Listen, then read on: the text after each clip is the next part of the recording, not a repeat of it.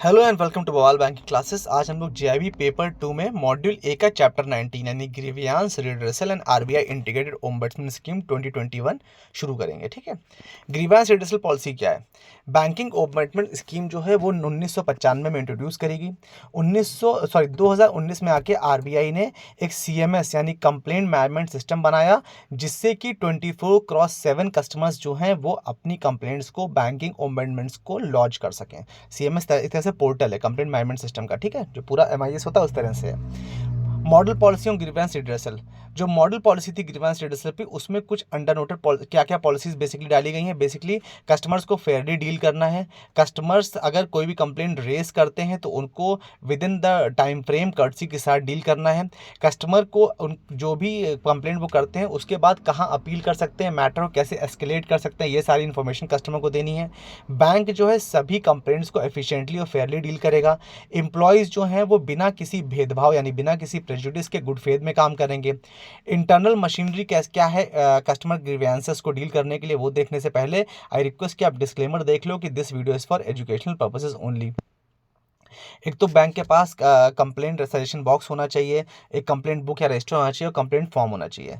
Complaint register mechanism banks में कैसी होनी चाहिए कि अगर कोई भी मैटर ब्रांच लेवल पर रिजॉल्व ना हो सके तो 7 दिन के अंदर वो रीजनल या जोनल ऑफिस के पास कंप्लेंट रिसीव करवानी चाहिए। उसके बाद अगर वहाँ भी ना हो सके तो वो कंप्लेंट जो है कस्टमर सर्विस सेक्शन जो हेड ऑफिस का उनके पास जानी चाहिए, जिससे कि कस्टमर की कंप्लेंट रिजॉल्व हो सके। फिर भी यदि मान लीजिए कस्टमर सेटिस्फाइड नहीं है, ब्रांच लेवल पर सेटिस्फाइड नहीं है, आरओ या जोनल लेवल पर सेटिस्फाइड नहीं है, हेड ऑफिस लेवल पे सप्लाई सेटिस्फाई नहीं है, तो कस्टमर के पास ये अधिकार है कि जो भी घटना हुई है उसके बाद 1 साल के अंदर अंदर वो ओम्बड्समैन के पास जाके कंप्लेंट कर सकता है। ठीक है, मान लीजिए बैंक ने रिप्लाई किया उसको जब भी रिप्लाई किया तो उसकी कोई डेट होगी ना रिप्लाई की लेटर की, उस हिसाब से उसके 1 साल के अंदर जा सकता है। ऑनलाइन डिस्प्यूट रिजोल्यूशन या ओडीआर सिस्टम क्या है? अगस्त 2020 में आरबीआई ने ऑथराइज्ड पेमेंट सिस्टम ऑपरेटर यानी पीएसओ बैंक्स और नॉन बैंक्स के लिए और उनके पार्टिसिपेंट्स यानी पेमेंट सिस्टम पार्टिसिपेंट्स जो पीएसपीज थे उनके लिए एक ऑनलाइन डिस्प्यूट रिजोल्यूशन सिस्टम शुरू किया, जिससे कि जो कस्टमर्स हैं फेल ट्रांजैक्शन संबंधित चीज़ों के लिए वो ऑनलाइन डिस्प्यूट रेज कर सकें। भाई ऑनलाइन आप कोई ट्रांजैक्शन कर रहे हो और अगर उसकी कंप्लेंट भी ऑनलाइन हो जाएगी तो बेहतर रहेगा ना, इसीलिए ये किया गया। ये थोड़ी ना कि ऑनलाइन ट्रांजेक्शन कर रहे थे अब बैंक आकर उसकी कंप्लेंट कर रहे हैं इन राइटिंग, ऐसे थोड़ी ना होता है। इसलिए ऑनलाइन डिस्प्यूट रेजोल्यूशन शुरू किया गया। अगर इसमें भी मान लीजिए ऑनलाइन डिस्प्यूट रेजोल्यूशन में कोई ट्रांजेक्शन फेल हो गया, कंप्लेंट करी गई और नहीं हुआ काम, तो भी 1 महीने के अंदर अंदर जो कस्टमर है वो आरबीआई के इंटीग्रेटेड ओम्बड्समैन स्कीम 2021 के अंतर्गत संपर्क कर सकता है, चाहे वो ट्रांजेक्शन ऑन अस हो या ऑफ अस हो। ऑन अस और ऑफ अस क्या होता है? ऑन अस ऑफ अस मतलब एसबीआई का ही एटीएम था और एसबीआई का ही अकाउंट है, एसबीआई के एटीएम में आप जाके पैसा निकाल रहे हो। और ऑफर्स का क्या मतलब है कि एसबीआई का एटीएम है लेकिन आप पीएनबी में जाके पैसा निकाल, दैट इज ऑफर्स। ठीक है, दोनों अलग अलग चीज़ें। Complaint of unauthorise electronic transaction, ये देखिए जब भी आप कोई इलेक्ट्रॉनिक ट्रांजैक्शन करते हो तो आपने नोटिस किया होगा आपके पास एक मैसेज आता है बैंक से कि if this is not done by you please click below, आता नहीं है, या इन्फॉर्म बैंक इमीडिएटली। तो वो इसीलिए होता है कि आप मान लीजिए कोई ट्रांजैक्शन कोई एसएमएस या ईमेल आया कि आपने, और अगर आप उस पर क्लिक करें तो आपका अकाउंट रुकता भी है, उससे ये भी फ़ायदा है उसका। तो वो मतलब वो इफेक्टिव नहीं होगा वो पेमेंट। तो अगर ऐसा कुछ आता है तो आपको तुरंत ही इसको ऑब्जेक्टिफाई करना है और तुरंत ही इसको रिस्पॉन्ड करना है। ठीक है, कि अगर वो ट्रांजेक्शन आपने नहीं किया, किसी फर्जी ट्रांजेक्शन हुआ है तो। अगर कंप्लेंट जो है वो 90 दिन के अंदर रिजॉल्व नहीं होती है तो कस्टमर को आरबीआई के नॉर्म्स के हिसाब से कॉम्पनसेशन भी दिया जाता है। अगर कोई भी डिस्प्यूट अराइज हो रहा है किस पर संबंध से कि आप लोन लेने गए बैंक को, बैंक ने मना कर दिया, तो आप भाई नेक्स्ट हायर अथॉरिटी तक कंप्लेंट कर सकते हो उसके ऊपर ही, क्योंकि बैंक जो लोन देना है वो बैंक का वो मतलब कोई कंपल्शन नहीं है। ठीक है, वो उनका वो है क्या बोलेंगे उसको, वो उनका डिस्क्रिप्शन है कि उन्हें देना है कि नहीं देना है। तो उसके केस में अगर आपको लगता है कि आपको लोन मिलना चाहिए तो बस आप एक लेयर ऊपर यानी अपने उनके हायर लेवल नेक्स्ट लेवल जो है उस तक जा सकते हो और कह सकते हो कि नहीं मिला, तो बस वो वर्बली जो हो जाए, बाकी उसके लिए कोई रिड्रेसल मैकेनिज्म नहीं है। ठीक है। Intensive review of grievance redress mechanism, RBI क्या करता है? एनुअल असेसमेंट करता है कस्टमर सर्विस और ग्रीवेंस रिड्रेस जो बैंक का सिस्टम है उसका, और उसके बेसिस पे जो भी डेटा इन्फॉर्मेशन अवेलेबल रहता है और कंप्लेंट मैनेज सिस्टम और सोर्सेज के थ्रू कि कैसे इनका काम चल रहा है, इनका redress mechanism grievance redress mechanism किस तरह का, ये सब आरबीआई एनुअल असेसमेंट के थ्रू असेस करता है। प्रिंसिपल नोडल ऑफिसर, हर एक बैंक को एक प्रिंसिपल नोडल ऑफिसर बनाना पड़ता है, किसके अंतर्गत? ओम्बड्समैन स्कीम के अंतर्गत, जो कि जनरल मैनेजर के नीचे के रैंक का नहीं होना चाहिए।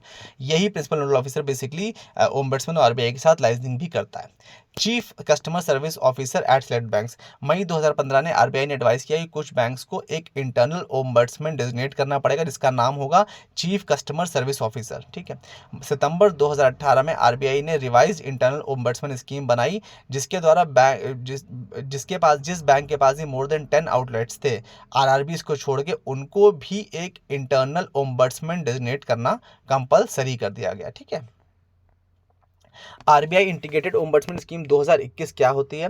बैंकिंग ओम्बड्समैन स्कीम आई थी 1995 में। ठीक है, फिर ombudsman scheme non bank financial companies के लिए 2018 में आई, और फिर तीसरी scheme I ombudsman scheme for digital transaction 2019 में। समझ गए, पहली बैंकिंग ओम्बड्समैन स्कीम 1995 में, फिर नॉन बैंक फाइनेंशियल कंपनीज के लिए एनबीएफसीज के लिए आई 2018 में, और फिर डिजिटल ट्रांजैक्शन के लिए आई 2019 में। तो क्या किया गया, नवंबर 2021 में इन तीनों को जोड़कर एक स्कीम बना के देखिए, नाम रखा गया इंटीग्रेटेड ओम्बड्समैन स्कीम या ओमनिबस ओम्बड्समैन स्कीम।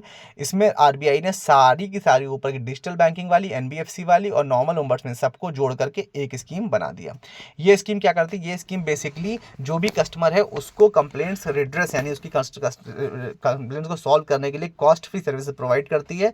और अगर कस्टमर का जो सेटिस्फैक्शन लेवल नहीं प्राप्त हुआ, उसको अगर रिजोल्यूशन संतुष्टि नहीं मिली या उसको कोई रिप्लाई अगर नहीं मिलता है तो वो क्या होता है 30 दिन के अंदर, मतलब 30 दिन के अंदर ओम्बड्समैन जा सकता है। ये ठीक है, कस्टमर को अगर बैंक से कोई रिप्लाई नहीं मिलता है। जो स्कीम है वो ये भी इंक्लूड करती है कि इसमें non schedule primary cooperative bank जिनका डिपॉजिट साइज 50 करोड़ से ऊपर है वो भी इस स्कीम के अंतर्गत आते हैं। इसका मेन अप्रोच है one nation one ombudsman approach, मतलब एक देश में एक लोकपाल ऐसे करके। ठीक है, नवंबर 2021 में 22 ओम्बड्समैन अपॉइंटेड थे उस टाइम तक, और जिनके जो बेसिकली आरबीआई के जो ऑफिसर्स थे वहीं से कंसर्न थे या फिर स्टेट कैपिटल में बैठते थे, ज़्यादातर ये होता था।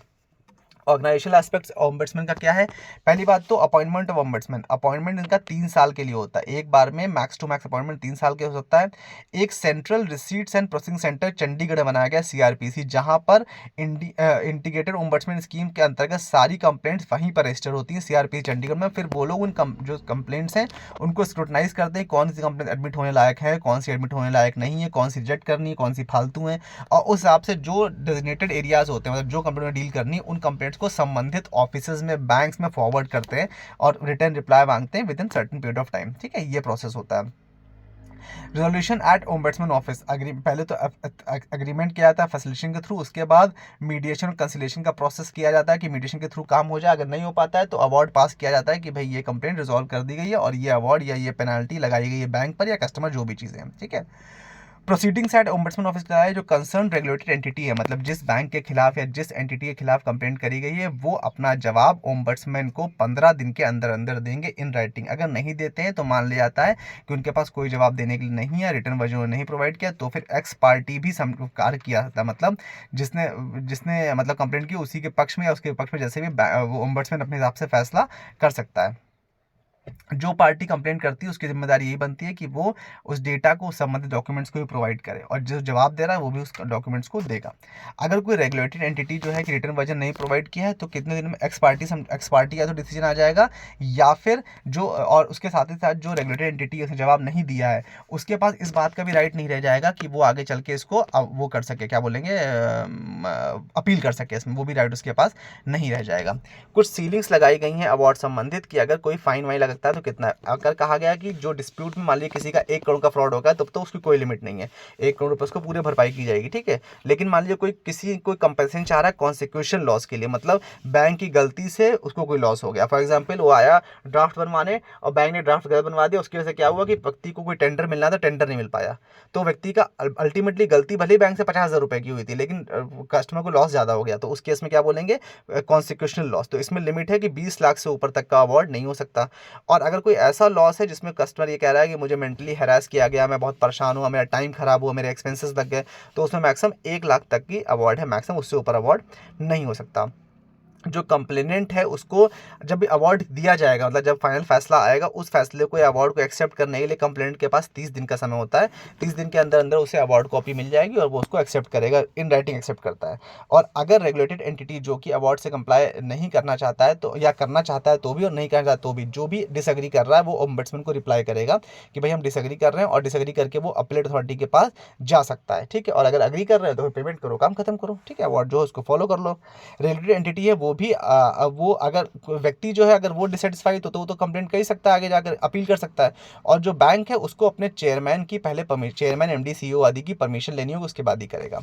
जो ये अवार्ड आपको मिल रहा है, जो अपीलेट अथॉरिटी है, वो अगर चाहे तो जो समय है उसको 30 दिन से ज़्यादा भी बढ़ा सकती है, ठीक है। मान लीजिए 30 दिन के अंदर आपको अपील करनी है, लेकिन किसी का फॉर व्हाट्स एवर, मान लीजिए आपके घर में डेथ हो गई, आप कहीं बाहर चले गए, आप जान नहीं पाए, आपको लेटर रिसीव नहीं हुआ, ऐसी कोई भी समस्या अगर आपने बताई, या आप हॉस्पिटल में एडमिट थे 2 महीने से, तो आप कैसे कंप्लेंट करते, अपील करते, तो उस केस में जो अपील अथॉरिटी है वो समय को बढ़ा भी सकती है, ठीक है। Grounds for non maintainability of complaint के लिए कहा गया है कि कोई भी ऐसी चीज़, क्या क्या चीज़ें ओम्बड्समैन में कवर नहीं होती हैं। कुछ चीज़ें बताई गई, जैसे कि अगर कोई रेगुलेटेड एंटिटी का कमर्शियल डिसीजन है, वो किसी वेंडर के साथ किसी बैंक का कुछ डिस्प्यूट है, तो वो इसमें नहीं आएगा, ओम्बड्समैन में नहीं आएगा, कस्टमर का आता है, ठीक है। दो बैंक्स की आपस की कोई लड़ाई है, कोई डिस्प्यूट है, तो वो भी इसमें ओम्बड्समैन में डील नहीं होगा। कोई ऐसी सर्विस जो आरबीआई के परव्यू में भी नहीं आती है और फिर भी बैंक दे रहा था या गलती से दे रहा था, तो वो भी इसमें नहीं आता है। एम्प्लॉय रिलेशन, मतलब कि बैंक के एम्प्लॉयज़ बैंक के खिलाफ या बैंक अपने एम्प्लॉयज़ के खिलाफ ओम्बड्समैन में नहीं जा सकती। रिजेक्शन ऑफ द कंप्लेंट के लिए कहा गया, कुछ कंप्लेंट्स ऐसी होती हैं जो नॉन मेंटेनेबल होती हैं, तो वो रिजेक्ट कर दी जाती हैं। साथ ही साथ कुछ कंप्लेंट्स ऐसी होती हैं जिसमें सजेशन होता है या गाइडेंस होती है, तो उनको भी नहीं रखा जाता, उनको भी रिजेक्ट कर दिया जाता है। ओम्बड्समैन जो है वो किसी भी स्टेज पे कंप्लेंट रिजेक्ट कर सकता है अगर उसको लगता है कि जो सर्विसेज हैं उनमें मतलब कोई डेफिशिएंसी नहीं थी और ज़बरदस्ती कंप्लेंट करी गई है। अगर उसको लगता है कि जो लॉस है वो पावर ऑफ ओम्बड्समैन के ज़्यादा है, मान लीजिए लॉस हो गया, उसको कॉन्सिक्वेंशियल लॉस 1 करोड़ रुपए का हो गया और पावर तो 20 ही लाख है, तो भी वो उसको रेट कर देगी, ठीक है। अगर जो कंप्लेंट है वो कंप्लेनेंट के द्वारा फॉलो अप नहीं किया गया प्रॉपर, मतलब परसुएट नहीं करी गई है, कि उसने जवाब मांगा वो दे ही नहीं रहा, जवाब डॉक्यूमेंट प्रोवाइड ही नहीं कर रहा, तो उसको क्या बोलेंगे, तब भी रिजेक्ट हो जाएगा। अगर ओम्बड्समैन को लगता है कि किसी भी प्रकार का कोई फाइनेंशियल लॉस या डैमेज नहीं है, बिना मतलब का तमाशा हो रहा है, तो ही वो कैंसिल कर सकते हैं। क्या क्या पावर और फंक्शन है ओम्बड्समैन के, ओम्बड्समैन जो है वो डिप्टी गवर्नर आरबीआई को हर 31 मार्च को अपनी रिपोर्ट भेजता है, जिसमें उसके सारे पिछले फाइनेंशियल ईयर के जो भी काम किए ओम्बड्समैन ने, वो सारे उसमें मेंशन रहते हैं। With this we have come to end of this chapter. I hope you like the session. Do like, share, comment and subscribe and give us a genuine feedback.